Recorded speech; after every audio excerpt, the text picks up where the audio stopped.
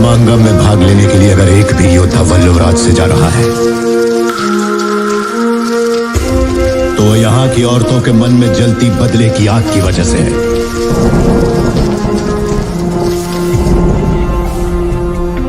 ऐसी ही वीरांगनाओं की कोख से मैंने और तुमने जन्म लिया है।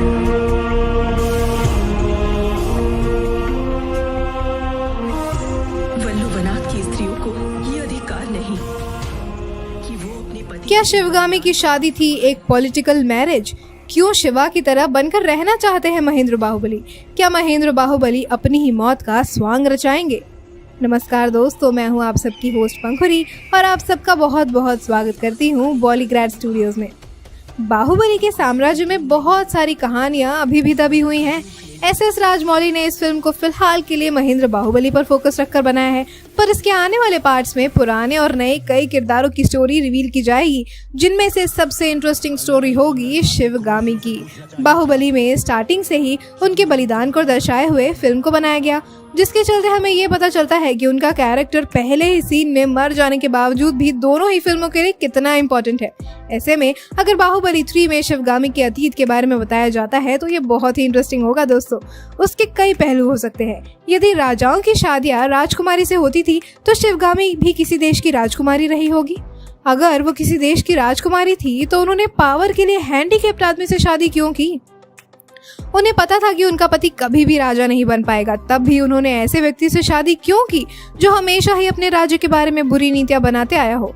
या अगर शादी के कुछ सालों बाद ही पता चला हो कि उसके पति की सोच विषैली है और वो उसके दोनों पुत्रों को एक समान नहीं मानता, तो शिवगामी ने अपने पति को छोड़ा क्यों नहीं? इन सभी सवालों का जवाब ये तो नहीं हो सकता कि शिवगामी किसी से डरती थी या उन्होंने प्रेशर में आकर ऐसा किया। ऐसा इसलिए क्योंकि शिवगामी एक बहुत ही स्ट्रॉन्ग लेडी है जिसने हमेशा सबसे पहले अपने राज्य की सोची है और बुरी से बुरी परिस्थितियों में भी हाल निकाला है। उन्होंने युद्ध भी जीते हैं और बिना किसी राजा के सालों तक पूरा राज्य भी संभाला है। ऐसे में उनका माहिष्मती में बहू बनकर आने का एक आसान रीजन एक पॉलिटिकल मैरिज भी हो सकता है। पुराने समय में जहां राजकुमारों को जरूरत होती थी राज्य संभालने की, वहीं राजकुमारियों को जरूरत होती थी राजनीतिक रिश्ते बनाने की। ये माना जा सकता है कि शिवगामी के पिता भी देवसेना के भाई की तरह एक छोटे राज्य के राजा रहे हो और माहिष्मती के सामने अपनी आवाज नहीं उठा पाए। अगर ये सोचकर इतनी कठिनाइयों से शिवगामी की शादी हुई और उन्होंने ये सब झेला है, तो सवाल ये है कि आखिर उन्होंने देवसेना के साथ भी वही सब क्यों किया? इन सभी सवालों के जवाब हमें फिल्म के पार्ट 3 में मिल सकते हैं। फिल्म के पार्ट 3 के बारे में ये खबरें भी आ रही हैं कि महेंद्र बाहुबली को सिंहासन रास नहीं आ रहा है।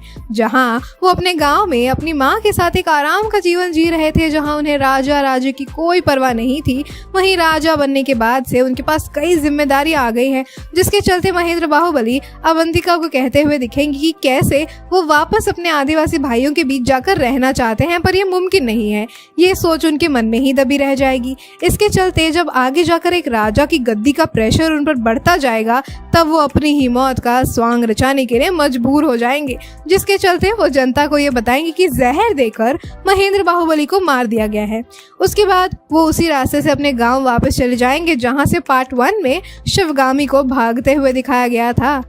पर जब वो ऐसा करेंगे तो उनके राज्य पर दुश्मनों का खूब सारा अटैक हो जाएगा, जिसके कारण उन्हें अपने राज्य धर्म को निभाने के लिए वापस लौटना पड़ेगा।